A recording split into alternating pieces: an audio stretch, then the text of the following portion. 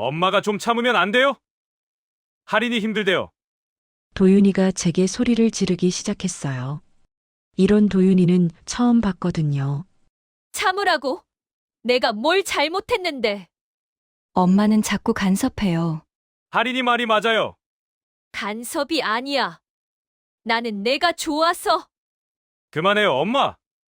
도윤이가 화를 내며 제게 다가왔어요. 그러더니 홧김에 저를 밀쳤거든요. 갑작스러운 일이라 중심을 잃고 뒤로 밀렸어요. 벽에 등이 부딪혔죠. 그 순간 시간이 멈춘 것 같았어요. 제가 키운 아들이 저를 손으로 밀친 거예요. 믿을 수가 없었죠. 도윤이 손이 제 뺨을 스쳤어요. 세게는 아니었지만 따끔했거든요. 도윤아, 엄마, 이제 그만 가세요. 할인이는 옆에서 만족스러운 듯 바라보고 있었고요. 그들은 몰랐어요. 이 순간이 모든 걸 바꿀 거라는 걸요. 본격적인 이야기가 시작되기 전에 구독과 좋아요를 누르시고 이야기의 반전을 함께 하세요. 그럼 시작하겠습니다. 안녕하세요. 저는 장미선입니다. 올해로 66살이죠. 새벽 4시 반 알람이 울리기 전에 눈이 떠집니다. 오랜 습관이라는 게 무섭더군요. 몸이 저절로 일어나거든요. 찬 바닥에 발을 디디며 부엌으로 향해요. 어둠 속에서도 눈 감고 다닐 수 있을 만큼 익숙한 집이에요. 가스레인지에 불을 켜고 큰 냄비에 물을 올립니다. 멸치와 다시마를 넣고 끓어오르길 기다리는 동안 어제 손질해둔 물을 썰어요. 칼이 도마를 두드리는 소리가 조용한 새벽을 깨웁니다. 리듬감 있게 일정하게요. 이 소리를 들으면 하루가 시작된다는 걸 실감해요. 창밖으로 보이는 항구에는 아직 어둠이 깔려 있어요. 멀리 크레인들이 하나씩 불을 켜기 시작합니다. 저와 비슷한 시간에 일어나는 사람들이 있다는 게 위로가 돼요. 혼자가 아니라는 느낌이거든요. 국물이 우러나면 체에 걸러내고 간을 맞춥니다. 소금을 조금씩 넣어가며 맛을 봐요.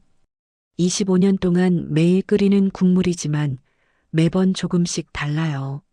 날씨나 기분에 따라서 말이죠. 오늘 국물은 깊은 맛이 났어요. 좋은 하루가 될 것 같다는 예감이 들었습니다. 5시가 되면 가게로 나가요. 집에서 걸어서 3분 거리에 있는 작은 분식집이에요.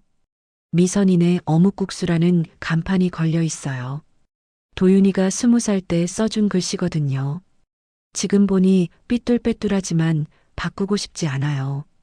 그 아이의 흔적이니까요. 가게 앞 셔터를 올리고 불을 켭니다. 의자를 뒤집어 내리고 바닥을 닦아요. 어묵을 우린 국물을 큰 솥에 붓고 다시 끓여요. 손님들이 오기 전까지는 제 시간이에요. 혼자만의 고요한 시간이죠. 6시쯤 되면 첫 손님이 와요. 조선소에서 일하는 분들이 대부분이에요. 남편이 다니던 그 조선소 말이에요. 새벽 교대조들이 출근하면서 들르거든요. 따뜻한 어묵국수 한 그릇으로 하루를 시작하시죠. 사장님, 오늘도 일찍 나오셨네요. 단골 김 기사님이 인사를 건네세요. 이른이 넘으셨는데도 여전히 일하고 계시거든요. 김 기사님도 고생 많으세요. 오늘은 어묵 많이 넣어드릴게요. 뜨거운 국수를 내밀어 드리면서 말씀드려요. 김 기사님의 주름진 얼굴에 미소가 번져요. 이런 순간들이 제겐 큰 보람이에요. 점심시간이 되면 인근 사무실 직장인들이 와요. 젊은 사람들이에요. 빨리 먹고 가야 한다며 후루룩 국수를 드시죠. 요즘 젊은 분들은 다들 바빠 보여요. 도윤이도 그렇고요. 오후 3시쯤이면 한산해져요. 그때가 제가 좋아하는 시간이에요. 느긋하게 차를 마시며 창밖을 바라볼 수 있거든요. 항구의 풍경이 계절마다 달라져요. 지금처럼 가을이면 바다가 더욱 푸르러 보여요. 가끔 도윤이 생각을 해요. 그 아이가 어렸을 때는 학교 끝나면 이 가게로 와서 숙제를 했었거든요. 제가 일하는 모습을 보며 자랐어요. 공부하라고 잔소리하지 않아도 스스로 열심히 했죠. 자랑스러운 아들이었어요. 대학을 졸업하고 좋은 회사에 들어갔을 때 얼마나 기뻤는지 몰라요. 남편이 살아있었다면 정말 좋아했을 거예요. 도윤이는 제 모든 것이었거든요. 남편을 잃고 절망에 빠졌을 때 그 아이 때문에 버틸 수 있었어요. 몇 년 전 결혼한다고 했을 때는 마음이 복잡했어요. 기쁘면서도 아쉬웠죠. 이제 저보다 소중한 사람이 생긴다는 뜻이니까요. 하지만 좋은 사람을 만나서 행복하게 사는 게 제 바람이었어요. 며느리 하린이는 정말 예쁘고 똑똑한 아이예요. 처음 만났을 때부터 예의가 바르더군요. 목소리도 곱고 웃는 모습도 상냥해요. 도윤이가 좋은 선택을 했다고 생각했어요. 어머니, 항상 건강하세요. 제가 자주 찾아뵐게요. 하린이가 그렇게 말할 때마다 마음이 따뜻해져요. 며느리라는 게 어색할 수도 있을 텐데 진심으로 대해주는 것 같아서 고마워요. 결혼 후에는 도윤이가 예전만큼 자주 오지 않아요. 당연한 일이죠. 이제 자기 가정이 있으니까요. 가끔 아쉽긴 하지만 이해해요. 아들이 독립해서 잘 사는 게 엄마로서는 더 중요하거든요. 저녁 8시에 가게 문을 닫아요. 설거지를 하고 내일 준비를 마치면 9시쯤 돼요. 집으로 돌아가는 길 하린이에게서 문자가 왔어요. 어머니, 안녕하세요. 도윤이 오빠가 요즘 일이 많아서 스트레스를 받는 것 같아요. 어머니께서 격려해 주시면 좋을 것 같은데 시간 되실 때 연락해 보시겠어요? 며느리가 이렇게 세심하게 신경 써주니 고맙더군요. 아들 걱정을 함께 해주는 사람이 있다는 게 든든해요. 집에 들어가서 도윤이에게 전화를 걸었어요. 엄마, 무슨 일이세요? 아니야, 그냥 목소리 듣고 싶어서. 요즘 일이 많이 힘드냐? 괜찮아요. 그냥 바쁠 뿐이에요. 짧은 대화였지만 아들 목소리를 들으니 마음이 놓여요. 하린이가 알려줘서 연락할 수 있었거든요. 정말 고마운 며느리예요. 밤늦게 잠자리에 들면서 오늘 하루를 돌아봐요. 평범한 하루였지만 나름 의미 있었어요. 손님들과 나눈 작은 대화들, 며느리의 따뜻한 관심, 아들의 안부 확인까지요. 내일도 새벽 4시 반에 일어나서 똑같은 하루를 시작할 거예요. 어묵 국물을 끓이고 손님들을 맞이하겠죠. 이런 반복이 지루할 수도 있지만 저에게는 삶의 리듬이에요. 안정감을 주는 일상이거든요. 가끔 이 가게를 물려줄 사람이 있으면 좋겠다는 생각을 해요. 25년 동안 쌓아온 단골 손님들과의 정, 이 맛을 누군가 이어갔으면 하는 마음이죠. 하지만 도윤이는 회사 일이 바쁘고 하린이는 전혀 다른 일을 하니까요. 그래도 괜찮아요. 제가 할 수 있을 때까지 계속하면 되거든요. 건강하게 일할 수 있다는 것만으로도 감사한 일이에요. 누군가에게 필요한 사람이라는 느낌, 그것만으로도 충분히 의미 있는 삶이라고 생각해요. 그날은 유난히 비가 많이 왔어요. 가게에 손님이 별로 없어서 일찍 정리하려던 참이었죠. 그런데 하린이에게서 급하게 전화가 왔어요. 어머니, 도윤이 오빠가 회사에서 쓰러졌대요. 지금 병원에 있어요. 심장이 덜컥 내려앉았어요. 받고 있던 그릇을 바닥에 떨어뜨릴 뻔했죠. 뭐라고? 어디가 아픈데? 과로 때문인 것 같아요. 응급실에서 링거 맞고 있어요. 너무 걱정하지 마세요. 하린이 목소리는 차분했지만 저는 가만히 있을 수가 없었어요. 당장 가게 문을 닫고 집으로 뛰어갔죠. 냉장고를 뒤져서 닭죽을 끓이기 시작했어요. 도윤이가 어렸을 때 아프면 항상 해줬던 거거든요. 죽을 끓이는 동안 반찬도 몇 가지 챙겼어요. 도윤이가 좋아하는 무나물이랑 계란말이, 그리고 김치까지요. 비닐봉지에 정성스럽게 담으면서 마음이 조급했어요. 빨리 가서 아들을 돌봐주고 싶었거든요. 병원에서 집으로 돌아온 도윤이는 얼굴이 많이 상해 있었어요. 눈 밑에 다크서클이 짙게 깔려 있고 평소보다 살이 빠진 것 같았죠. 보는 것만으로도 마음이 아팠어요. 엄마, 왜 이렇게 많이 가져왔어요? 도윤이가 제가 들고 온 보따리를 보며 말했어요. 약간 당황스러운 표정이었죠. 아픈데 제대로 된 음식 먹어야지. 죽부터 먹어봐. 따뜻한 닭죽을 그릇에 담아 내밀었어요. 도윤이는 고맙다고 하면서 몇 숟가락 떴죠. 그 모습을 보니 마음이 조금 놓였어요. 하지만 할인이의 반응은 달랐어요. 제가 가져온 반찬들을 냉장고에 넣으면서 말했거든요. 요즘은 배달도 좋은데 어머니가 직접 오시느라 고생하셨네요. 목소리는 공손했지만 어딘가 어색했어요. 마치 제가 번거로운 일을 한 것처럼 느껴졌거든요.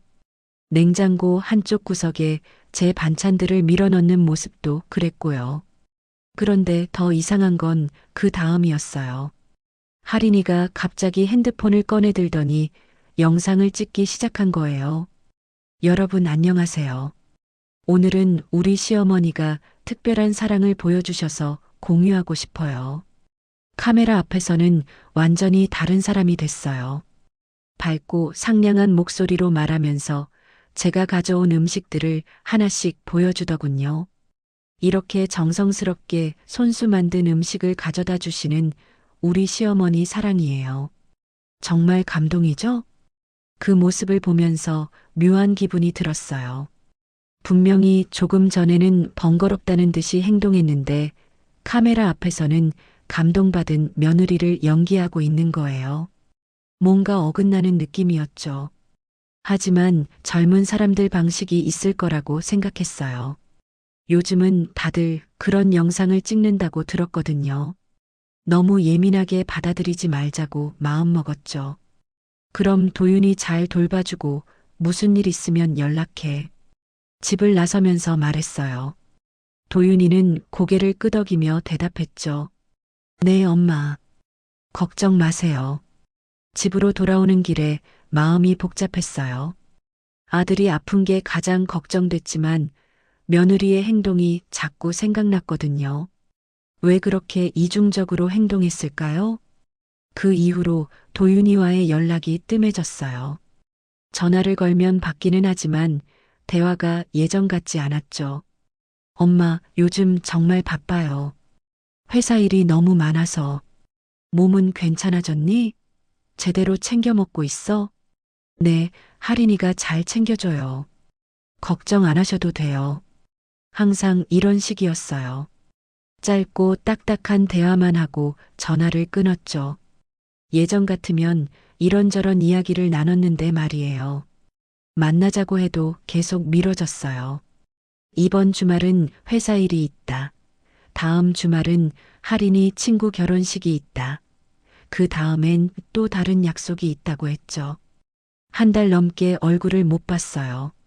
가게 일을 하면서도 자꾸 신경이 쓰였어요. 손님들과 이야기하다가도 멍하니 있을 때가 많았거든요. 사장님, 오늘 좀 피곤해 보이시네요.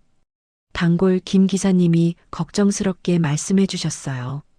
아니에요. 괜찮아요. 웃으면서 대답했지만 속으론 답답했어요.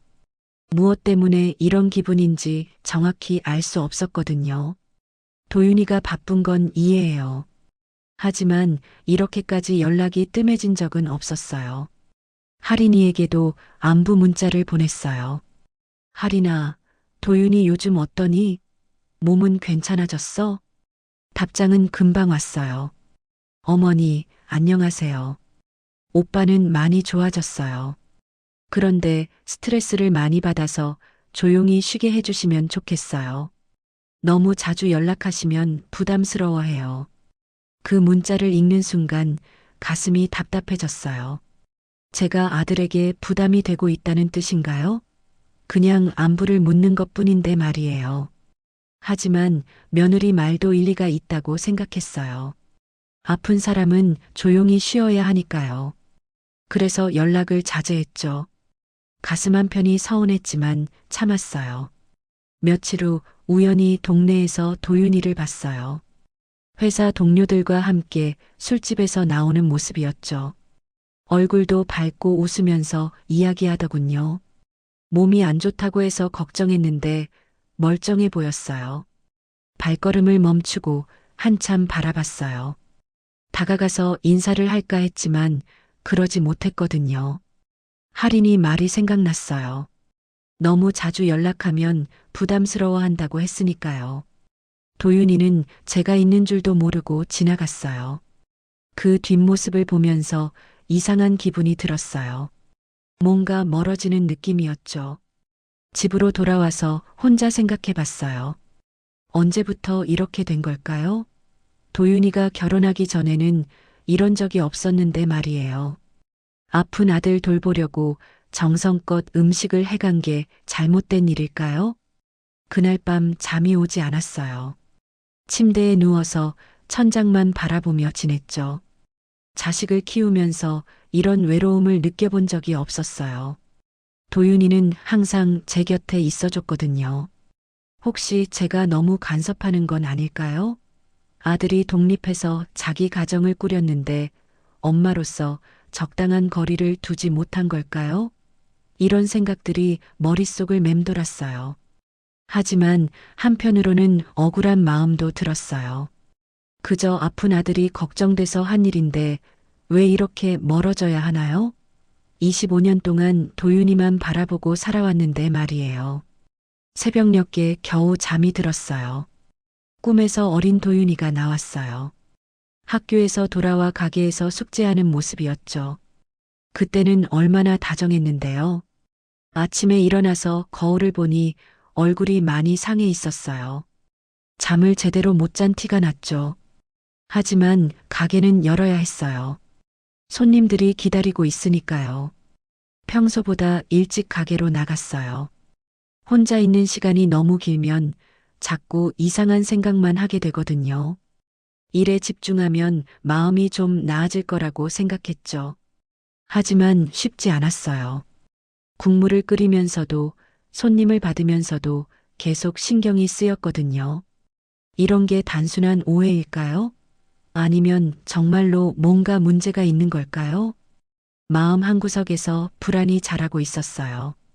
이것이 시작에 불과할지도 모른다는 예감이 들었거든요. 도윤이가 승진했다는 소식을 할인이에게서 들었어요. 정말 기뻤죠. 아들이 노력한 결과니까요. 할인아, 정말 좋은 소식이네. 도윤이 많이 기뻐하겠다. 네, 오빠도 정말 좋아해요. 그럼 내가 미역국을 끓여서 갖다 줄게. 승진한 날에는 미역국을 먹어야 해. 어머니, 그런데 할인이 목소리가 어딘가 망설이는 듯 했어요. 하지만 아들 승진이 그렇게 기뻤거든요. 신경 쓰지 않았죠. 새벽부터 일어나서 정성껏 홍합 미역국을 끓였어요. 홍합은 일부러 시장에서 싱싱한 걸로 골라왔죠. 도윤이가 어렸을 때부터 좋아했던 음식이었거든요. 미역을 불려서 참기름에 볶고 홍합 우린 물에 끓였어요. 국물이 뽀얗게 우러나올 때까지 정성스럽게 끓였죠. 맛을 보니 딱 좋았어요. 보온통에 담아서 도윤이네 집으로 향했어요. 발걸음이 가벼웠죠. 오랜만에 좋은 일로 아들을 만나는 거니까요. 문 앞에서 초인종을 눌렀어요. 누구세요? 할인이 목소리였어요. 평소보다 차갑게 들렸죠. 할인아, 나야. 미역국 끓여왔어. 어머니, 잠시만요. 한참 후에 문이 열렸어요. 할인이가 얼굴을 내밀더니 문틈으로만 이야기했어요. 어머니, 갑자기 오시면 곤란해요. 갑자기? 도윤이 승진한 날인데. 지금 제가 촬영 스케줄이 있어서요. 미리 연락해 주시면 좋겠어요. 촬영 스케줄이라니요. 며느리가 시어머니에게 그런 식으로 말해도 되는 건가요? 할인아, 미역국은 따뜻할 때 먹어야 해. 잠깐만. 어머니, 정말 지금은 안 돼요. 할인이가 문을 막아서더군요. 마치 제가 집에 들어오는 걸 원하지 않는다는 듯이요.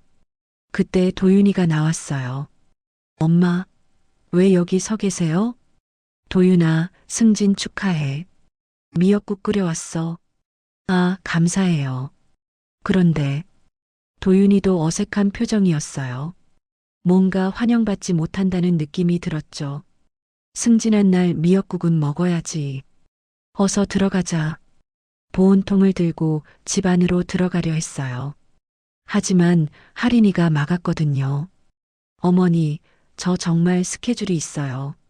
스케줄이 뭐가 그렇게 중요하니? 오늘은 도윤이 특별한 날이잖아. 그때 할인이 표정이 확 바뀌었어요. 시어머니가 아니라 그냥 옛날식 도움이 불편해요. 그 말을 들은 순간 귀를 의심했어요. 며느리가 시어머니에게 이런 식으로 말할 수 있나요? 뭐라고? 어머니가 자꾸 이런 식으로 오시면 정말 부담스러워요. 저희도 저희 방식이 있거든요.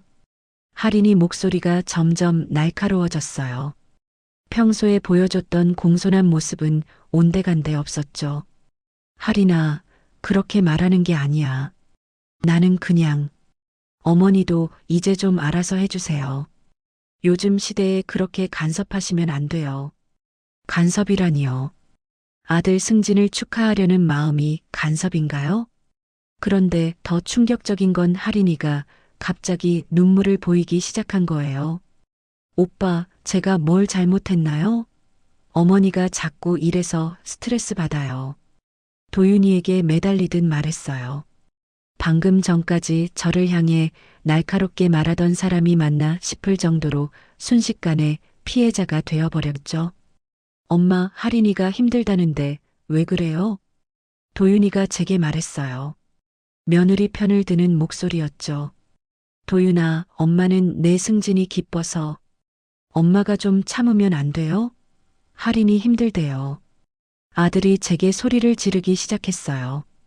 이런 도윤이는 처음 봤거든요. 참으라고? 내가 뭘 잘못했는데? 엄마는 자꾸 간섭해요. 할인이 말이 맞아요.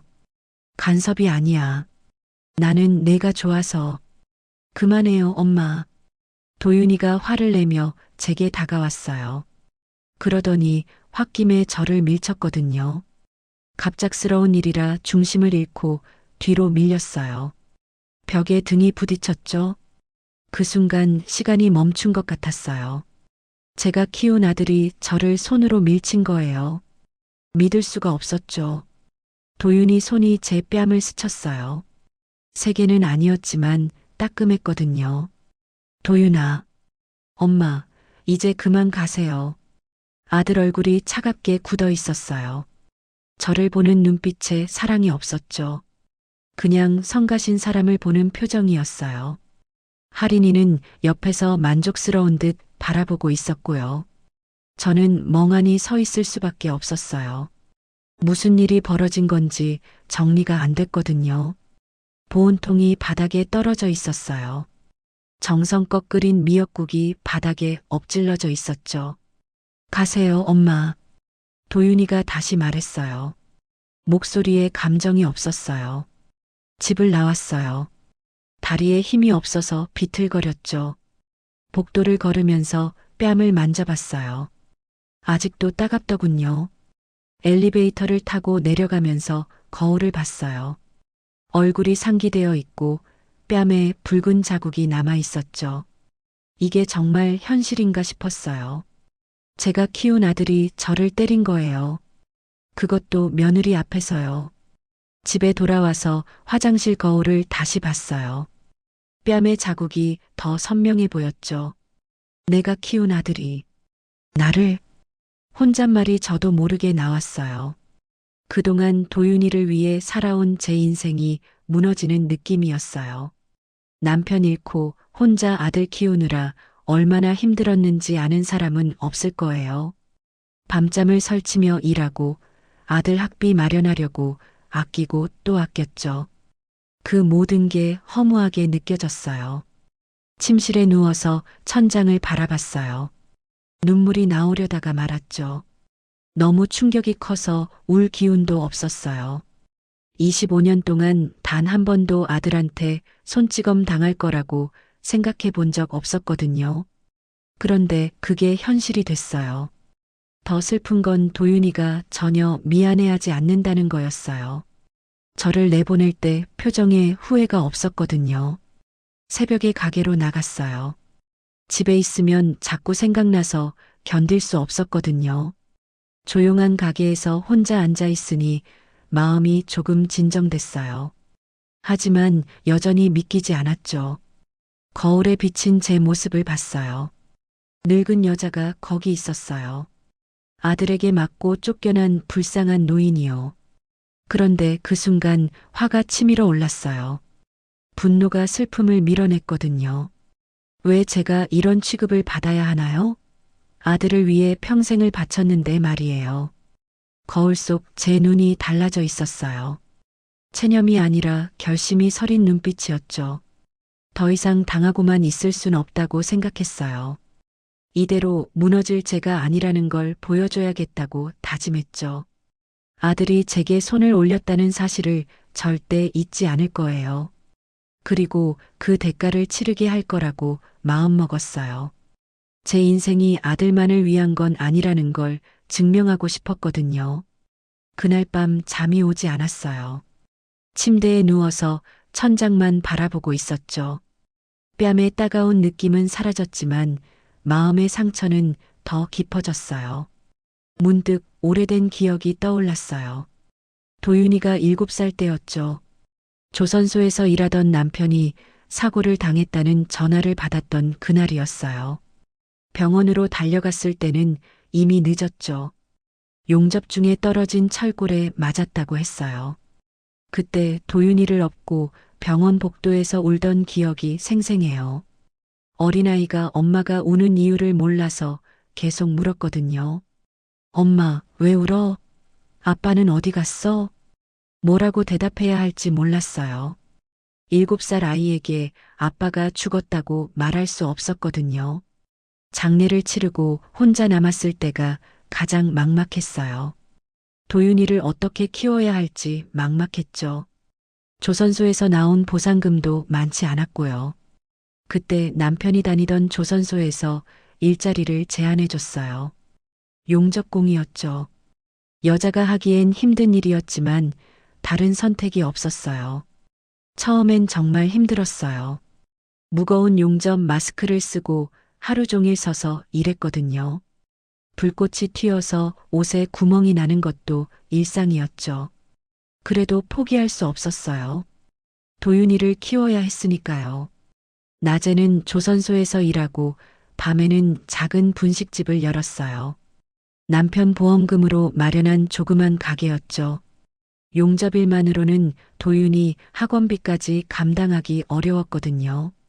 새벽 2시에 분식집 문을 닫고 집에 들어가면 도윤이가 자고 있었어요. 숙제는 혼자 다 끝내놓고요. 그 모습을 보면 미안하면서도 고마웠어요. 어느 날 도윤이가 말했어요. 엄마, 나 커서 성공해서 엄마 편하게 할게. 10살도 안 된 아이가 하는 말이었지만 진심이 느껴졌어요. 그 순간 모든 피로가 날아갔죠. 그때부터 더 열심히 일했어요. 도윤이의 꿈을 위해서라면 무엇이든 할 수 있었거든요. 중학교 때는 영어 학원을 보내고 싶었어요. 하지만 돈이 부족했죠. 그래서 야간 용접까지 했어요. 하루에 16시간씩 일했거든요. 고등학교 때는 대학 입시가 걱정됐어요. 좋은 대학에 보내고 싶었지만 과외비가 만만치 않았죠.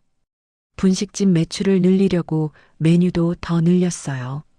대학 등록금은 정말 큰 부담이었어요. 조선소 일을 그만두고 분식집에만 집중했죠. 하루 종일 가게에 매달려 살았어요. 도윤이가 대학을 졸업하고 좋은 회사에 취직했을 때 정말 기뻤어요. 그동안의 고생이 보상받는 느낌이었거든요. 엄마, 이제 편하게 살아. 도윤이가 첫 월급을 받아서 용돈을 드릴 때 했던 말이에요. 그때 정말 행복했죠. 그런데 지금은 어떤가요? 그 아들이 제게 손을 올렸어요. 며느리 편을 들면서 저를 내쫓았죠. 25년 동안 아들만 바라보고 산 제 인생이 무너지는 느낌이었어요. 용접 마스크를 쓰고 불꽃과 싸우던 날들이 떠올랐어요. 그때는 희망이 있었거든요. 도윤이라는 희망이요. 하지만 이제는 그 희망마저 저를 배신했어요. 새벽에 일어나서 거울을 봤어요. 늙은 얼굴에 깊은 주름이 패여 있었죠. 언제 이렇게 늙었을까요? 그동안 저는 제 인생을 살지 못했어요. 오직 아들만을 위해 살았거든요. 도윤이가 어렸을 때 했던 다른 약속도 생각났어요. 엄마, 나 결혼해도 엄마가 최고야. 그 약속도 지켜지지 않았죠. 이제 도윤이에게는 하린이가 최고예요. 갑자기 화가 치밀어 올랐어요. 왜 제가 이렇게 살아야 하나요? 제 인생은 언제 시작되는 건가요? 그때까지 한 번도 생각해 본 적 없었던 일이었어요. 항상 아들을 위해서만 살았거든요. 하지만 이제는 달라야겠다고 생각했어요. 더 이상 아들만을 위해 살 수 없었어요. 용접할 때 배운 게 하나 있어요. 불꽃이 뜨거울수록 단단해진다는 거예요. 쇠도 그렇고 사람도 마찬가지일 거예요. 저도 이제 단단해져야겠다고 다짐했어요. 더 이상 누구에게도 당하지 않겠다고요. 도윤이가 절 버렸다면 저도 새로운 시작을 하면 돼요. 25년 동안 모은 돈도 있고 가게도 있으니까요. 남편 없이 아들 키운 것처럼 이제는 아들 없이도 살 수 있을 거예요. 그 순간 마음이 결정됐어요. 그래. 이제는 내가 나를 지킨다. 혼잣말로 중얼거렸지만 목소리에 힘이 들어가 있었어요. 더 이상 누구 눈치 보며 살지 않겠다고 다짐했죠. 제 인생의 주인은 저라는 걸 보여주고 싶었어요. 아들이 저를 배신했다면 저도 이제 제 길을 가면 되는 거예요. 그동안 아들을 위해 미뤄뒀던 제 인생을 시작할 때가 온 거죠. 며칠 후 항구 복지센터 앞을 지나가다가 게시판에 붙은 공고를 봤어요. 해양고등학교 장학금 후원 안내라고 적혀 있었죠. 평소 같았으면 그냥 지나쳤을 텐데 그날은 왠지 발걸음이 멈춰졌어요. 공고를 자세히 읽어봤어요. 조선소 사고로 부모를 잃은 학생들을 위한 장학금이었죠. 후원자를 모집한다는 내용이었어요. 가슴이 뜨끔했어요. 남편도 조선소 사고로 세상을 떠났거든요. 그때 도윤이와 제가 얼마나 힘들었는지 생각났죠. 복지센터 안으로 들어가서 자세한 이야기를 들어봤어요. 요즘 조선소 사고가 줄긴 했지만 여전히 가끔 일어나거든요. 아이들이 갑자기 혼자가 되는 경우가 있어요. 상담사가 설명해주는 이야기를 들으니 과거가 떠올랐어요. 7살 도윤이를 업고 병원 복도에서 울던 그날 말이에요. 지금 후원이 필요한 학생이 3명 정도 있어요. 모두 해양고 학생들이고요. 어떤 아이들인가요? 한 명은 아버지가 크레인 사고로 돌아가시고 한 명은 용접 중 화재 사고로요. 모두 어머니 혼자 키우고 계세요. 그 말을 들으니 마음이 무거워졌어요. 저와 똑같은 상황의 엄마들이 있다는 거잖아요. 후원 금액은 어느 정도면 되나요? 정해진 건 없어요. 마음만 있으시면 얼마든지 감사해요. 집에 돌아와서 생각해 봤어요. 제가 25년 동안 모은 돈이 꽤 됐거든요. 가게 보증금과 적금을 합치면 아들 교육비로 쓰고도 남을 정도였죠. 그런데 그 돈을 지금 누구를 위해 써야 할까요? 절 배신한 아들을 위해서인가요? 아니면 절 이용하려는 며느리를 위해서인가요? 문득 다른 생각이 들었어요. 그 돈으로 진짜 필요한 사람들을 도우면 어떨까요? 며칠 고민한 끝에 결정했어요. 적금 절반과 가게 보증금 일부를 장학금으로 기부하기로 했죠. 복지센터에 다시 가서 후원 신청서를 작성했어요. 정말 감사합니다. 아이들이 얼마나 기뻐할지 몰라요. 상담사가 고마워하는 모습을 보니 마음이 뿌듯했어요. 돈을 의미 있게 쓴다는 느낌이었거든요. 후원금 전달식이 일주일 후에 있다고 했어요. 아이들과 직접 만날 수 있다고 하더군요. 그 소식은 생각보다 빨리 퍼졌어요. 항구 동네는 작아서 소문이 금방 돌거든요. 미선이가 큰 돈을 기부했다더라. 조선소 사고 학생들 장학금으로 썼다는데 단골 손님들도 하나둘 물어보기 시작했어요. 사장님, 정말 대단하세요. 그런 좋은 일 하셨다니. 그냥 제가 할 수 있는 일이었어요. 솔직히 기분이 좋았어요. 아들만을 위해 모은 돈을 처음으로 제 뜻대로 쓴 거였거든요. 그런데 사흘 후 도윤이가 급하게 가게로 찾아왔어요. 표정이 심각했죠. 엄마, 장학금 기부했다는 게 정말이에요? 응, 그래. 왜 그런 일을 저한테 상의 없이 했어요? 도윤이 목소리가 날카로워졌어요. 며칠 전에 절 내쫓을 때와 똑같은 톤이었죠. 상해? 내 돈인데 왜 상의를 해야 하니? 엄마, 그 돈은 우리 애들 교육비로 써야 할 돈이에요. 아직 아이도 없으면서 벌써부터 교육비 이야기를 하는 게 황당했어요. 너희 애들은 너희가 키우면 되잖아.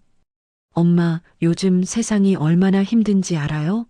할인이도 임신 계획 있는데. 그래서? 아니, 엄마 노후도 생각해야죠. 나중에 병원비 들고 그럴 텐데. 도윤이가 제 노후까지 걱정하는 척했지만 진심이 아니라는 게 느껴졌어요. 내 노후는 내가 알아서 한다. 엄마, 할인이도 되게 속상해해요. 시어머니가 상의 없이 큰 돈을 쓰신다고. 또 할인이 이야기였어요. 이제 아들 입에서 나오는 말은 모두 할인이 말이더군요. 속상해? 할인이가 왜 속상해해? 내 돈인데? 가족이잖아요. 큰 결정은 가족끼리 상의해야죠. 가족? 그 말이 웃겼어요. 며칠 전에 절 내쫓을 때는 가족이라고 생각했나요? 도윤아, 너 며칠 전에 뭐 했는지 기억나니? 도윤이 얼굴이 굳어졌어요. 엄마, 그때는 제가 감정적이었어요. 미안해요. 이제 와서 사과라니요. 그것도 진심 어린 사과가 아니라 돈 때문에 하는 사과였죠. 감정적이었다고? 내가 며느리 앞에서 맞은 건 감정적이어서 괜찮다는 거야? 엄마, 그런 뜻이 아니에요. 그럼 뭔 뜻이야? 너는 할인이 편만 들면서 나한테는 손찌검까지 했잖아. 도윤이가 할 말을 못 찾는 것 같았어요. 그런데 지금 와서 가족이라고? 내 돈에 대해서 상의하자고? 엄마, 정말 미안해요. 앞으로는 그런 일 없을 거예요. 없을 거라고? 할인이가 또 뭐라고 하면 또 그럴 거면서? 도윤이가 대답하지 못했어요. 본인도 확신이 없었던 거죠. 도윤아, 나는 이제 결정했어. 내 돈은 내가 쓰고 싶은 대로 쓸 거야. 엄마, 너희는 내 마음을 때렸잖아. 그런데 내 돈은 써달라고? 그때 할인이가 가게 안으로 들어왔어요. 도윤이 뒤에 따라온 것 같았죠. 어머니, 안녕하세요. 예전에 공손한 목소리였어요. 하지만 이제 그 연기를 알아볼 수 있었죠. 어머니, 장학금 기부하신다는 소문 들었어요. 정말 좋은 일이지만, 하지만 가족끼리 상의했으면 좋았을 것 같아요. 저희도 준비해야 할 게 많거든요. 준비할 게 많다니요. 결혼한 지 얼마 안 된 부부가 벌써부터 시어머니 돈을 당연하게 생각하고 있었던 거예요. 할인아, 내 돈 쓰는데 너한테 상의해야 할 이유가 있니? 어머니, 그런 뜻이 아니라. 그럼 무슨 뜻이야? 솔직히 말해봐. 할인이 표정이 당황스러워졌어요. 평소에 연기가 통하지 않는다는 걸 느낀 것 같았죠. 어머니가 갑자기 그렇게 큰 돈을 기부하시면 저희도 당황스러워요. 당황스럽다고? 너희가 당황스러울 일이 뭐가 있어? 나중에 어머니 치료비나 생활비 문제도 있고 결국 본색이 나왔어요. 제 노후를 걱정하는 척하면서 사실은 자기들 몫이 줄어드는 게 싫었던 거죠. 내 치료비는 내가 벌어서 쓸 거야. 너희한테 손 벌리지 않을 테니까 걱정 마. 어머니, 그런 말씀 마세요. 할인이가 또 눈물을 글썽였어요. 하지만 이제 그 연기에 속지 않았어요. 연기 그만해. 이제 다 알아. 어머니, 무슨 말씀이세요? 너는 내 돈이 탐났던 거야. 처음부터 그게 목적이었고, 할인이 얼굴이 하얗게 변했어요. 내가 바보인 줄 알았지? 가게 보증금 묻고 인테리어 투자하자고 하고 다 계획이 있었던 거네. 도윤이가 끼어들려 했지만 제가 말을 끊었어요. 도윤아, 너도 알고 있었어? 할인이가 내 돈 노리고 있다는 거? 엄마, 그런 게 아니에요. 그럼 뭐야? 우연히 다 맞아떨어진 거야? 아무도 대답하지 못했어요. 진실이 드러났으니까요. 이제 알겠네. 내가 왜 갑자기 간섭하는 엄마가 됐는지. 두 사람의 표정이 점점 굳어갔어요. 내 돈 때문. 그래서 날 밀어내면서도 완전히는 자르지 못했던 거고. 엄마, 도윤아, 내가 날 밀친 건 용서할 수 있어. 하지만 거짓말로 이용하려고 한 건 용서 못해. 가게 안이 조용해졌어요. 세 사람 모두 할 말을 잃었죠. 이제 내 결정이 확고해졌어. 내 돈은 절대 너희 손에 들어가지 않을 거야. 할인이 얼굴에서 가면이 완전히 벗겨진 게 보였어요. 더 이상 착한 며느리 연기를 할 필요가 없어졌으니까요. 이틀 후 도윤이가 할인이와 함께 가게로 왔어요. 할인이 부모님까지 데리고 와서는 제 앞에 무릎을 꿇었죠. 어머니, 정말 죄송합니다. 할인이가 눈물을 흘리며 고개를 숙였어요. 옆에서 할인이 어머니도 함께 절을 했죠. 사돈 어머니, 저희 딸이 철이 없어서 죄송합니다. 도윤이도 무릎을 꿇고 말했어요. 엄마, 할인이가 임신했대요. 첫 손주예요. 그 말을 들은 순간 가슴이 뛰었어요. 손주라니요. 평생 기다렸던 소식이었거든요. 임신이라고? 네, 벌써 2달 됐어요. 그래서 할인이가 예민했나 봐요.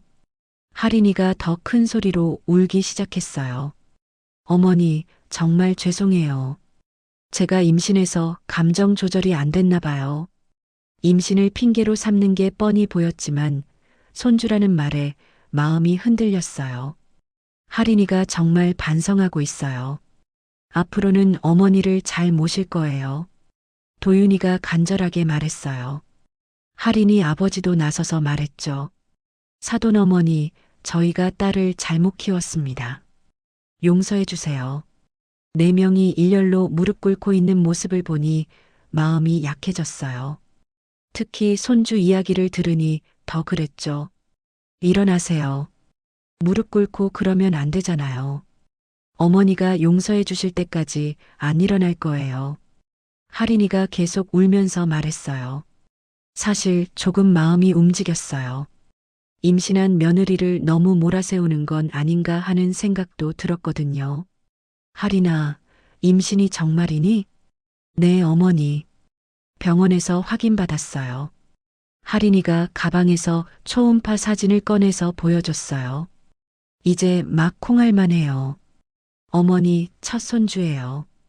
그 사진을 보니 정말 감동이었어요. 제가 할머니가 되는 거잖아요. 그래도 너는 나한테 심한 말을 했어. 정말 죄송해요. 임신 초기라 호르몬 때문에 그랬나 봐요. 할인이가 또 눈물을 흘렸어요. 앞으로는 정말 잘할게요. 어머니가 최고세요. 4사람이 계속 사과하니까 마음이 누그러졌어요. 특히 손주 때문이었죠. 알았어. 일어나. 겉으로는 화가 풀린 척했지만 아직 완전히 믿어지지는 않았어요. 다음 날 복지센터에 후원금 관련 서류를 가지러 갔어요. 그런데 상담실에서 우연히 할인이 목소리가 들렸거든요. 문이 살짝 열려 있어서 들여다봤더니 할인이가 친구와 영상통화를 하고 있었어요. 복지센터 직원들이 잠시 자리를 비운 사이였죠. 언니, 진짜 위험할 뻔했어. 시어머니가 돈을 다 기부하려고 했다니까. 친구가 뭔가 묻는 것 같았어요. 임신은 거짓말이야. 어제 임신 테스트기 조작해서 보여줬어. 충격이었어요. 임신이 거짓말이라니요. 초음파 사진은 인터넷에서 다운받은 거야. 요즘 다 있더라고. 할인이가 웃으면서 말하는 소리가 들렸어요. 어차피 어머니 돈이 핵심이야. 눈물 좀 더 짜면 넘어올 거야. 저번에도 그랬잖아. 정말 소름이 돋았어요. 모든 게 연기였던 거예요. 남편도 내 편이니까 괜찮아. 어머니 돈만 손에 넣으면 다 해결돼. 더 들을 수 없었어요. 복지센터를 나와서 집으로 돌아왔죠. 그날 밤 도윤이와 할인이가 다시 집으로 찾아왔어요. 엄마, 생각해보니까 장학금 기부도 좋은 일이에요. 하지만 일부만 하시고 나머지는 저희랑 상의해요. 그래, 어머니. 저도 반성 많이 했어요. 할인이가 또 그럴듯하게 연기하고 있었어요. 할인아, 몸은 어때? 임신 초기라 힘들지? 네, 조금 메스꺼워요. 하지만 어머니 손주니까 잘 키울게요. 거짓말을 태어나게 하는 모습이 소름 끼쳤어요. 그런데 말이야. 제가 핸드폰을 꺼내 들었어요. 할인아, 너 어제 복지센터에 갔었니? 복지센터요? 안 갔는데요. 그럼 이건 뭐지? 핸드폰 화면을 보여줬어요. 어제 할인이가 친구와 통화하는 모습을 몰래 촬영한 영상이었거든요. 할인이 얼굴이 하얗게 변했어요. 영상에서 할인이 목소리가 나왔어요. 임신은 거짓말이야. 어제 임신 테스트기 조작해서 보여줬어. 도윤이도 충격받은 표정으로 할인이를 바라봤어요. 어차피 어머니 돈이 핵심이야. 눈물 좀 더 짜면 넘어올 거야. 영상이 끝나자 거실이 조용해졌어요. 할인아, 설명해봐. 도윤이가 떨리는 목소리로 말했어요. 할인이가 한참 말을 못하다가 갑자기 표정이 바뀌었어요. 네, 거짓말이에요. 임신도 거짓말이고 다 연기였어요. 이제 가면을 완전히 벗어버린 거였죠. 그런데 어때요? 어차피 어머니는 혼자 늙어서 죽을 거 아니에요? 정말 충격적인 말이었어요. 그 돈 어차피 우리한테 올 거였잖아요. 미리 받아서 뭐가 문제예요? 할인아. 도윤이가 소리쳤어요. 이제야 할인이의 진짜 모습을 본 거였죠. 오빠도 알고 있었으면서 뭘 그래요? 어머니 돈 때문에 저랑 결혼한 거 아니었어요? 도윤이 얼굴이 새파랗게 변했어요. 저는 천천히 일어나서 문을 열었어요. 나가. 어머니. 도윤이가 뭔가 말하려 했지만 제가 손을 들어 막았어요. 내 집에서 내 인생을 협박하지 마. 엄마, 할인이만 그런 거예요. 저는 정말. 도윤아, 너도 나가. 엄마, 다시는 연락하지 마. 나는 이제 아들 없는 사람으로 살 거야. 할인이가 중얼거렸어요. 됐네. 어차피 돈도 못 받을 것 뻔하잖아. 그리고는 가방을 들고 먼저 나갔어요. 도윤이는 한참 서 있다가 말했어요. 엄마, 정말 죄송해요. 제가 잘못했어요. 이제 늦어. 엄마, 한 번만 더 기회를. 나가라고 했잖아. 도윤이도 결국 집을 나갔어요. 다음 날 변호사를 만났어요. 재산 관련 서류를 정리하려고 했죠. 장학금 기부를 확정하시겠어요? 네, 그리고 유언장도 작성하고 싶어요. 어떻게 하실 건가요? 제 재산은 모두 장학재단에 기부할 겁니다. 아들에게는 한 푼도 주지 마세요. 변호사가 놀란 표정이었지만 제 의지가 확고하다는 걸 알고 서류를 준비해줬어요. 그리고 도윤이에게 내용 증명을 보냈어요. 다시는 연락하지 말라는 통지였죠. 일주일 후 도윤이가 가게로 찾아왔어요. 할인이 없이 혼자 왔더군요. 엄마, 할인이랑 헤어졌어요. 그래. 엄마가 옳았어요. 할인이는 정말 돈만 노렸어요. 이제 와서 뭘 하자는 걸까요? 엄마, 저 정말 후회해요. 잘못했어요. 도윤아, 이제 늦어. 엄마, 다시 시작하면 안 될까요? 제가 고개를 저었어요. 너는 나한테 손을 올렸어. 그것만으로도 끝난 거야. 엄마. 그리고 너는 할인이 말만 믿고 나를 의심했잖아. 그런 아들은 필요 없어. 도윤이가 울먹거리기 시작했어요. 엄마, 제가 정말 잘못했어요. 너무 늦었어. 이제 나는 내 인생을 살 거야. 도윤이가 한참 서 있다가 나갔어요. 뒷모습이 초라해 보였지만 더 이상 마음이 움직이지 않았어요. 이제야 자유로워진 기분이었어요.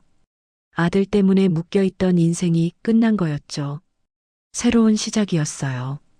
제 의지대로 살아갈 수 있는 시작 말이에요. 6개월이 지났어요. 요즘 제 하루는 예전과 달라졌어요. 여전히 새벽에 일어나지만 마음이 한결 가벼워졌거든요. 가게 간판도 바꿨어요. 미선인의 어묵국수 대신 장미선 분식이라고 새로 만들었죠. 도윤이가 써준 글씨에 얽매일 이유가 없었거든요. 가게 안도 제 마음대로 꾸몄어요. 할인이가 찍으려던 레트로 감성 대신 실용적이고 편안하게 바꿨죠. 제가 좋아하는 화분들도 몇 개 놓았어요. 단골 손님들은 여전히 와요. 김 기사님은 요즘 제가 밝아졌다고 하시더군요. 사장님, 요즘 표정이 정말 좋아 보여요. 그래요? 마음이 편해져서 그런가 봐요. 무슨 좋은 일 있으세요? 그냥 제 인생을 되찾은 기분이에요. 일주일에 2번은 복지센터에 가요. 어려운 가정 아이들에게 요리를 가르쳐 주거든요. 선생님, 어묵국수 만드는 법 알려주세요. 응, 그럼 먼저 국물 우리는 법부터 배워보자. 아이들이 열심히 따라하는 모습을 보면 뿌듯해요. 제 손맛이 누군가에게 도움이 되고 있다는 느낌이거든요. 특히 조선소 사고로 아버지를 잃은 준호라는 아이가 요리에 소질이 있어요. 선생님, 저도 나중에 요리사가 되고 싶어요. 그래, 정말 좋은 꿈이네. 열심히 하면 될 거야. 그 아이를 보면 어린 도윤이가 떠올라요. 하지만 이제는 슬프지 않아요. 그저 새로운 인연에 감사할 뿐이죠. 장학금 받은 학생들이 가끔 안부를 물어요. 편지를 보내거나 직접 찾아오기도 하고요. 할머니 덕분에 학교 다닐 수 있어요. 정말 감사해요. 할머니가 아니라 선생님이라고 불러. 나는 아직 젊거든. 농담하며 웃을 수 있게 됐어요. 누군가의 할머니가 아니라 그냥 장미선으로 사는 게 이렇게 자유로운 줄 몰랐거든요. 어제는 도윤이를 멀리서 봤어요. 가게 앞길 건너편에서 한참 서 있더군요. 들어올 용기는 없는 것 같았어요. 예전 같았으면 달려가서 안았을 텐데 이제는 그럴 마음이 없어요. 그저 안타깝다는 생각만 들었죠. 도윤이도 이제 자기 인생을 살아야 해요. 엄마에게 기댈 생각 말고요. 저녁 무렵 가게를 정리하면서 항구를 바라봤어요. 노을이 바다를 붉게 물들이고 있었죠. 큰 냄비에 내일 끓일 국물을 준비하면서 생각했어요. 이제 저는 누구를 위해 끓이는 게 아니라 제가 좋아서 하는 일이라는 거요. 국자로 국물을 저으며 중얼거렸어요. 나는 누군가의 엄마로만 살지 않을 거야. 오늘부터는 나로 산다. 바람이 불어와 앞치마를 흔들었어요.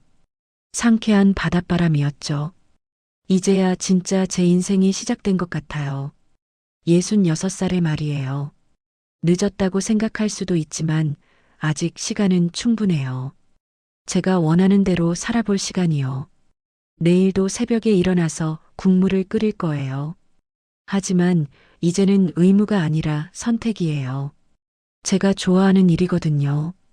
복지센터 아이들도 만날 거고 제 도움이 필요한 사람들을 찾을 거예요. 그렇게 의미 있는 하루하루를 보낼 거예요. 가게 문을 닫고 집으로 가는 길에 다시 한번 생각했어요. 인생은 누군가를 위해서만 사는 게 아니라는 걸요. 나 자신을 위해서도 살아야 한다는 걸 말이에요. 그제야 진짜 자유로워졌어요. 장미선이라는 이름으로 온전한 나 자신으로 살아갈 자유를요.